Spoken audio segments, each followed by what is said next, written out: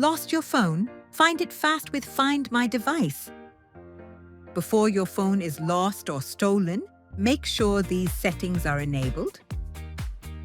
Phone is powered on, signed in to your Google account, connected to mobile data or Wi-Fi, location is turned on, Find My Device is enabled, screen lock is set with a PIN, pattern, fingerprint, or face unlock. To enable Find My Device, go to Settings, search Find My Device, find Hub, turn on Allow Device to be located.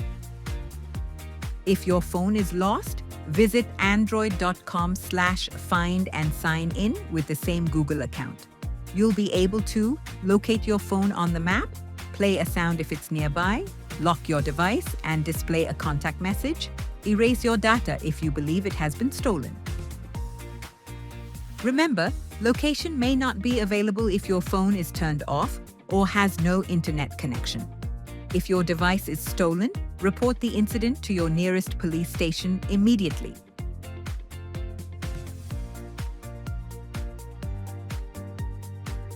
Stay prepared today so you can protect your data tomorrow. Follow Realme support for more helpful smartphone tips.